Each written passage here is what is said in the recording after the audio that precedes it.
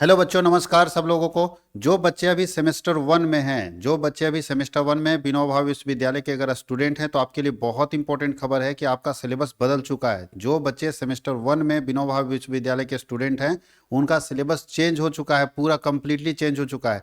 तो ये जानकारी आपको बहुत जरूरी है, ये जानना कि कौन कौन सा सब्जेक्ट डाला गया है, कौन कौन सा सब्जेक्ट है, क्या क्या उसमें पढ़ना है।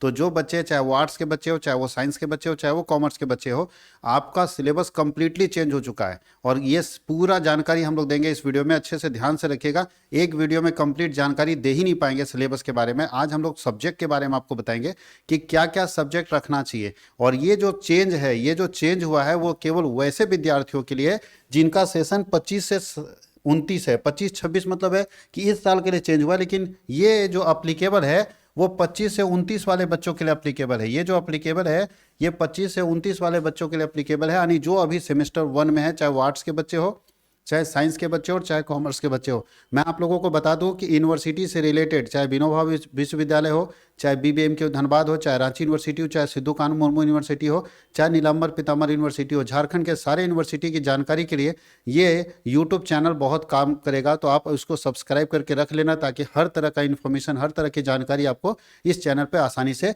और सबसे पहले मिल जाएगी सटीक तरीके से। तो मैं आपको बता दूं कि क्या हम लोगों का सिलेबस चेंज हुआ है।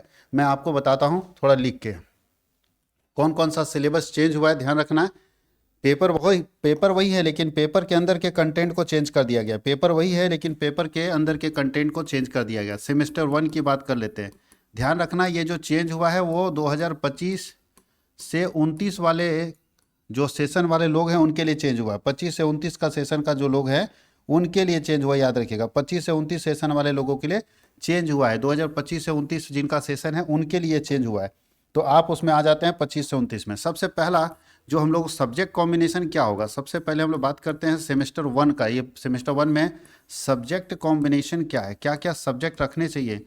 तो आपको बता दें कि सब्जेक्ट पहले भी 7 पढ़ने थे और अभी भी टोटल सब्जेक्ट जो है वो 7 पढ़ने होंगे। 7 सब्जेक्ट आपको पढ़ना होगा सेमेस्टर 1 के लिए। सेमेस्टर 1 के लिए 7 विषय पढ़ना होगा। 7 विषय पढ़ना होगा सेमेस्टर 1 के लिए, जो बच्चे अभी 25 से 29 सेशन में हैं। ध्यान रखिएगा, ये जो अभी सिलेबस आया है, चूंकि 25-29 का कंप्लीट सिलेबस चेंज रहेगा, यानी नए बच्चे के लिए पूरा सिलेबस अपडेट रहेगा। तो अभी जो सिलेबस आया केवल 25-26 के लिए आया है। 25-26 का मतलब होता है कि सेमेस्टर 1 और सेमेस्टर 2 का सिलेबस जारी होगा, 1 एंड 2 का। उसके बाद धीरे धीरे बाकी सेमेस्टर का जारी होगा। तो अभी आप सेमेस्टर 1 में है, तो सेमेस्टर 1 में सब्जेक्ट क्या होगा, तो एक सब्जेक्ट होगा मेजर पेपर। पेपर वही है लेकिन इसके अंदर चेंज होगा। दूसरा है माइनर पेपर।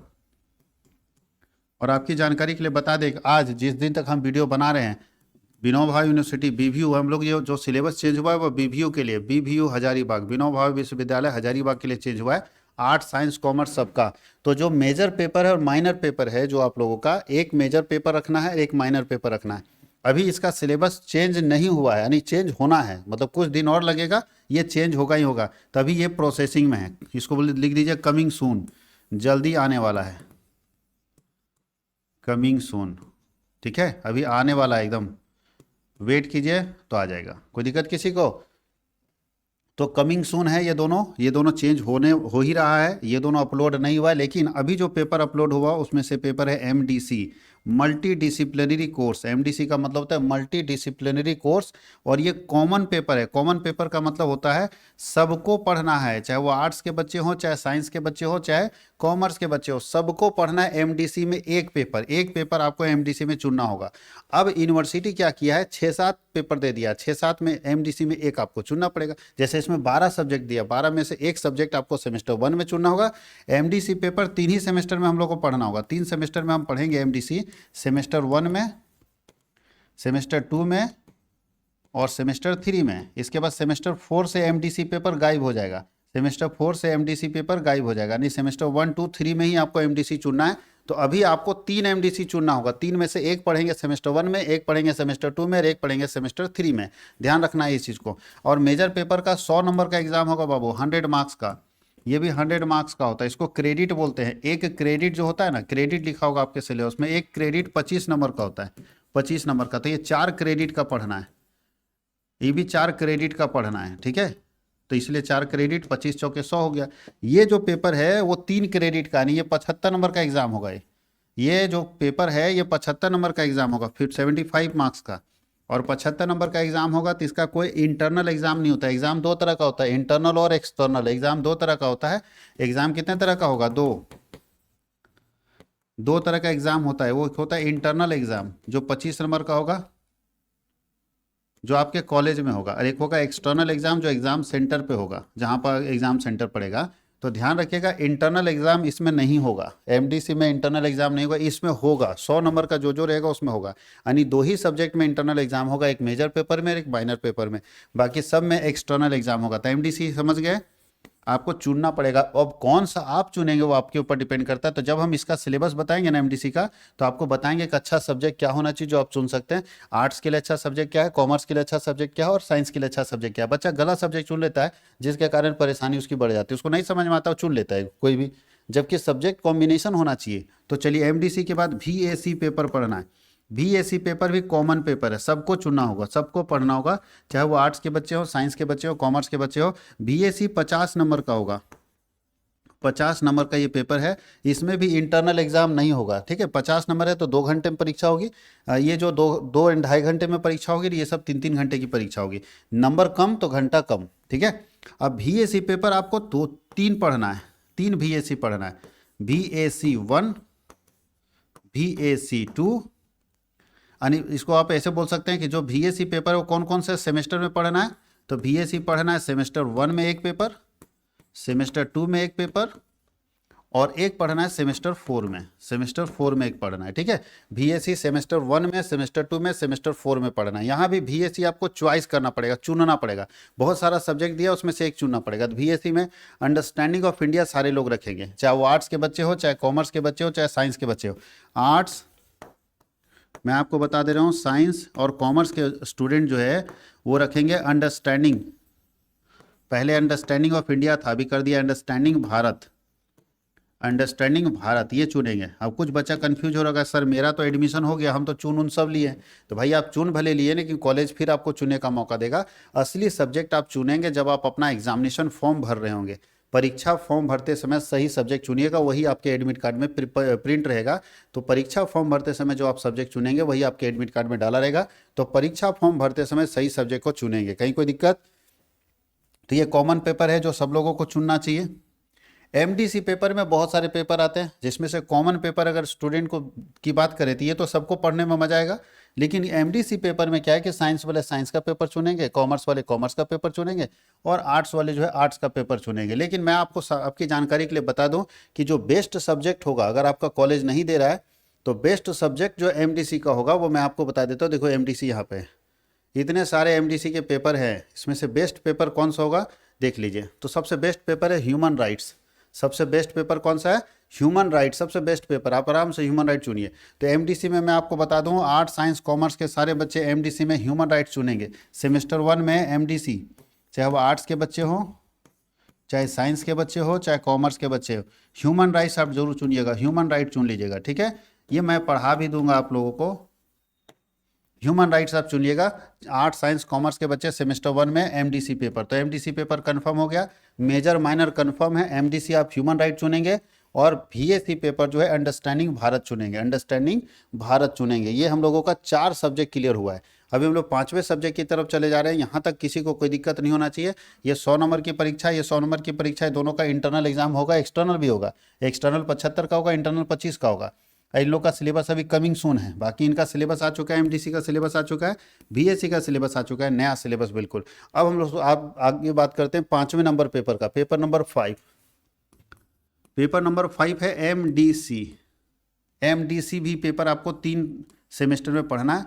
सेमेस्टर 1 में पढ़ना है, सेमेस्टर 2 में पढ़ना है, और सेमेस्टर 3 में। जैसे सेमेस्टर 3 खत्म होगा ये एमडीसी खत्म हो जाएगा। यहाँ जो सेमेस्टर 1 में सबको एमडीसी पढ़ना है, चाहे वो आर्ट्स के बच्चे हो, चाहे वो साइंस के बच्चे हो, चाहे वो कॉमर्स के बच्चे हो, सबका कॉमन पेपर है। ये भी कॉमन पेपर है, सबको पढ़ना है बाबू, कॉमन पेपर है, सबको पढ़ना ही पड़ेगा। और इसमें भी 75 नंबर का एग्जाम होगा, यानी 3 क्रेडिट का एग्जाम होगा। इसका भी कोई इंटरनल एग्जाम नहीं होगा, कोई इंटरनल एग्जाम नहीं होगा। यहाँ पे क्या किया है, एमडीसी पेपर में सबको कंपलसरी कर दिया, एमडीसी पेपर में सबको कंपलसरी कर दिया है पढ़ने को, एमडीसी पेपर में सबको कंपलसरी कर दिया है पढ़ने को, याद रखिएगा। सॉरी एमडीसी बोल दिया, एसईसी पेपर है ना, सॉरी एसईसी पेपर है ये। और एसईसी पेपर में देखो यहाँ फर्स्ट जो लिखा है fundamental of information and communication technology, वो सबका कंपलसरी कर दिया जाए, यहाँ पे कंपलसरी पेपर लिख दिया, यानी सेमेस्टर 1 के लिए कंपलसरी पेपर है, सबको पढ़ना पड़ेगा। तो एसईसी पेपर है fundamental of information and communication technology, MDC यहाँ लिखा गया गलती से, एसईसी पेपर है ये, सॉरी ये कौन सा पेपर है, एसईसी पेपर। इसका एसईसी का फुल फॉर्म क्या है, एसईसी का फुल फॉर्म क्या है, skill enhancement course, skill enhancement course. और इसका है पेपर जो इसमें सबको पढ़ना है, कंपलसरी पेपर है, सबको पढ़ना है, fundamental of information and communication, and communication, ये सबको पढ़ना बाबू, इसमें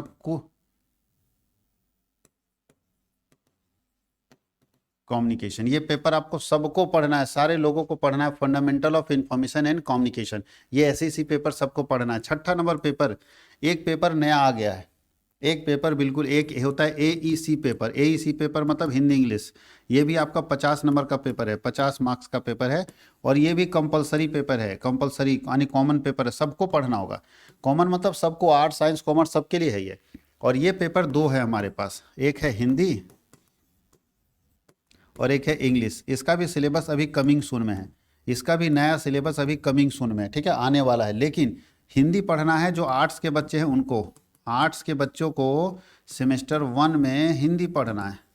और साइंस और कॉमर्स के जो बच्चे होंगे, पुराने हम को बता रहे हैं, पुराना सिलेबस बता रहे हैं इसमें, वो सेमेस्टर 1 में आपको पढ़ना है इंग्लिश, ठीक है, ये पुराने सिलेबस में, वैसे इसको कमिंग सून रहने दिया जाए, इसका सिलेबस आएगा तो अच्छे से समझा देंगे, कन्फ्यूजन में मत रहिए। ये भी कमिंग सून में है, ये भी क्या है, कमिंग सून, जल्द आ रहा है, कृपया इंतजार करें। और 7वां पेपर जो एक नया पेपर आया है आप लोगों के बीच, वो 7वां पेपर कौन सा बाबू, 7वां पेपर जो नया पेपर आया है आप लोगों के बीच, वो 7वां पेपर कौन सा पेपर है, तो 7वां पेपर है आप लोगों का अवेयरनेस पेपर। इसका पेपर का नाम है अवेयरनेस, ये कंपलसरी है सब लोगों के लिए, अवेयरनेस पेपर जो है वो कंपलसरी है सब लोगों के लिए। अवेयरनेस कोर्स या स्पेशली सेमेस्टर 1 के लिए awareness course and under civics education, awareness course under civic education हम लोगों का, तो एसी इसको हम लोग बोलते हैं, अवेयरनेस कोर्स। ये भी 50 नंबर की परीक्षा इसमें होगी, और ये सबके लिए कॉमन पेपर है, सबको पढ़ना है, चाहे वो आर्ट्स के बच्चे हों, चाहे साइंस के बच्चे हो, चाहे कॉमर्स के बच्चे हो। ये आर्ट्स साइंस और कॉमर्स सबको पढ़ना है अवेयरनेस कोर्स, इसमें पढ़ना सिविक्स एजुकेशन। अब मैं आपको बताऊंगा अगले क्लास में एक और वीडियो बनाकर कि इसका सिलेबस क्या है, इसके अंदर हम लोगों को क्या क्या पढ़ना है, ये भी तो जानकारी होना चाहिए कि इसके अंदर क्या क्या पढ़ना है। ये 7 सब्जेक्ट नए सिलेबस के हिसाब से होगा बाबू, अभी 3 सब्जेक्ट का सिलेबस आना बाकी है, मेजर पेपर, माइनर पेपर और एईसी पेपर।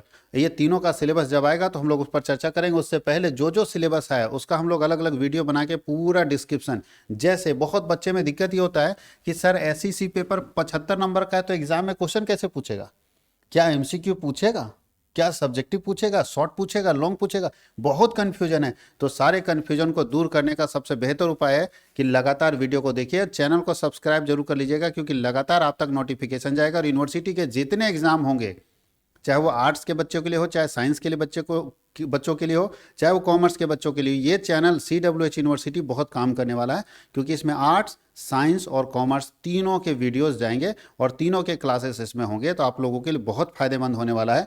तो ये चैनल को आप सब्सक्राइब करके रखिए, अपने दोस्तों को शेयर कीजिए और वेट कीजिए अगले वीडियो का, जिसमें हम लोग आपको बताएंगे कि इसके अंदर सिलेबस क्या है, क्या क्या पढ़ना है आपको एमडीसी में, क्या क्या पढ़ना है आपको एसईसी में और क्या क्या पढ़ना है आपको बीएससी में। बहुत बहुत धन्यवाद।